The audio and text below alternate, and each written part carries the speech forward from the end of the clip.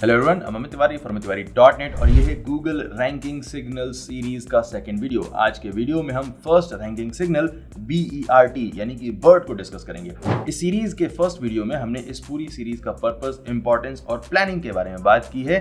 इस first video का link आपको टॉप राइट कॉर्नर में दिखाई दे रहा होगा। अगर आपने अभी तक उस वीडियो को नहीं देखा है, सीधे आपने इसी वीडियो से इस सीरीज को देखना शुरू किया है, तो आई रिकमेंड कि आप सबसे पहले सीरीज को पहले वीडियो से शुरू करें, जिससे आपको पूरा फायदा मिले। आज के वीडियो में 5 पार्ट्स होंगे। BERT क्या है, BERT की हिस्ट्री क्या है, BERT कैसे काम करता है, BERT का SEO के ऊपर क्या असर पड़ता है और BERT रैंकिंग सिग्नल के लिए वेबसाइट में क्या चेंजेस करने चाहिए।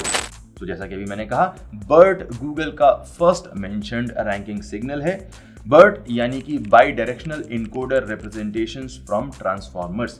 ये एक नेचुरल लैंग्वेज प्रोसेसिंग मॉडल है जिसे गूगल की AI लैंग्वेज टीम ने बनाया था और फिर ओपन सोर्स भी कर दिया था, यानी कि कोई भी इसे यूज कर सकता है 2018 में। वैसे तो 2018 100-200 साल पहले की बात नहीं है, लेकिन AI के फील्ड में ये बहुत बड़ा टाइम डिफरेंस क्रिएट कर देता है। 2018 में जब गूगल ने BERT को लॉन्च किया था तो ये एक रिवोल्यूशनरी मॉडल था। BERT नेचुरल लैंग्वेज प्रोसेसिंग में काफ़ी सारे अलग अलग टाइप के मुश्किल टास्क को हैंडल कर सकता है।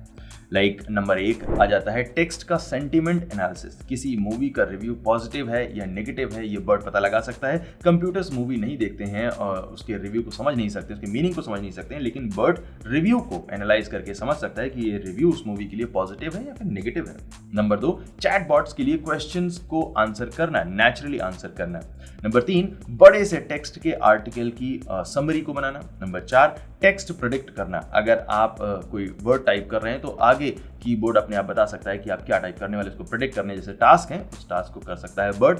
नंबर 5 किसी टॉपिक पर आर्टिकल यानी कि कंटेंट को लिखना। नंबर 6 बुलिंग, हैरेसमेंट वाले कमेंट्स को डिटेक्ट करना। नंबर 7 स्पीच से टेक्स्ट को ट्रांसक्राइब करना एंड सो ऑन।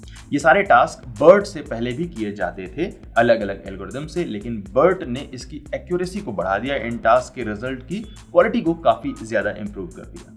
BERT की इंपॉर्टेंस क्या है, ये आपको इसके नाम से ही समझ में आ जाएगी। सबसे पहले आता है B यानी कि बाई डायरेक्शनल। BERT से पहले के सारे लैंग्वेज मॉडल्स या तो लेफ्ट से राइट लैंग्वेज को प्रोसेस करते थे यानी कि समझते थे, या फिर right to left, but BERT दोनों डायरेक्शन में टेक्स्ट को एनालाइज कर सकता है।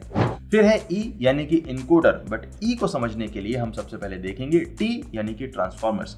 ट्रांसफॉर्मर्स AI लैंग्वेज मॉडल्स की दुनिया में ऐसे मैकेनिज्म को बोलते हैं जो दो वर्ड्स के बीच के रिलेशन को समझने का काम करता है।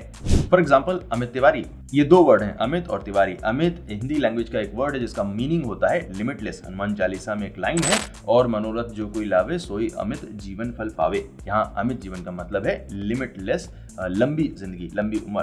फिर है तिवारी, ये एक सरनेम है। सो अगर कोई एक नॉर्मल कंप्यूटर सिस्टम को अमित तिवारी फ्रेज का मीनिंग समझने के लिए कहता है, तो वो मे भी से समझे कि अमित तिवारी का मतलब है कि बहुत सारे तिवारी लिमिटलेस हैं। लैंग्वेज समझना ट्रिकी होता है, इसीलिए ट्रांसफॉर्मर्स को यूज किया जाता है जो 2 वर्ड्स के बीच के मीनिंग को समझते हैं और सिस्टम को बताते हैं कि अमित तिवारी का मतलब किसी एक पर्सन का नाम है, ना कि सारी तिवारियों का लिमिटलेस होने का अनाउंसमेंट है। नाउ एक ट्रांसफार्मर में 2 पार्ट होते हैं, इनकोडर और डिकोडर। सिंपल टर्म्स में कहूं तो इनकोडर को इनपुट और डिकोडर को आउटपुट समझ लीजिए। इनकोडर दिए हुए टेक्स्ट को एनालाइज करने का, मीनिंग समझने का काम करता है और डिकोडर इस एनालिसिस के बेस पर रिजल्ट देता है। अगर एनालिसिस कर रहे हैं तो सिस्टम को उसे कुछ आउटपुट भी देना चाहिए, राइट, वरना हम इतनी सारी मेहनत क्यों ही करेंगे।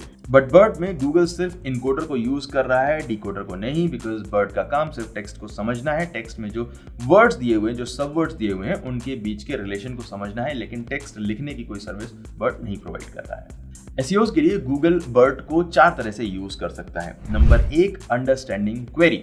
नॉर्मल गूगल यूजर्स गूगल के सर्च बॉक्स में जो क्वेरी, क्वेश्चन, कीवर्ड्स को टाइप करते हैं, उसे BERT बेहतर तरीके से समझ सकता है और इस नई अंडरस्टैंडिंग के बेस पर नए तरह के पेजेस को सर्च रिजल्ट्स में दिखा सकता है। Number 2 understanding emotion. आपके पेज के टेक्स्ट के मूड को एनालाइज करने का काम BERT कर सकता है। आपके पेज का कंटेंट पॉजिटिव है, नेगेटिव है, अगर किसी पेज के कंटेंट में किसी खास तरह के लोगों को टारगेट किया जा रहा है, हैरास करने के लिए यूज किया जा रहा है, तो इस तरह के जो डिफिकल्ट टास्क होते हैं उसको बर्ड आसानी से कर सकता है। टेक्स्ट में जो इमोशंस हैं उसे समझने का काम बर्ड कर सकता है। Number 3, understanding quality. क्वेश्चंस और आंसर्स को समझने का काम बर्ड बड़े अच्छी तरीके से कर सकता है। अगर आप किसी खास क्वेश्चन या क्वेरी के लिए अपने पेज को रैंक करना चाहते हैं तो क्या आपका पेज उस क्वेश्चन का सही तरीके से आंसर दे रहा है, ये चीज बर्ड के जरिए गूगल एनालाइज कर सकता है। और नंबर 4 है अंडरस्टैंडिंग एंटिटी। अगर आपके पेज के कंटेंट में किसी person, place, monument, country, brand, date, company का जिक्र है तो बर्ड उसे आसानी से समझ सकता है। नाउ लास्ट क्वेश्चन आता है, वो है कि एसईओज और कंटेंट राइटर्स इस बर्ड के लिए कंटेंट को या अपने पेजेस को कैसे ऑप्टिमाइज कर सकते हैं। ये रैंकिंग सिग्नल आपकी वेबसाइट को बेहतर तरीके से कैसे रैंक करे। 2 चीजें आप कर सकते हैं। नंबर 1 है स्टॉप वर्ड की कॉन्सेप्ट में भरोसा करना बंद कर दीजिए।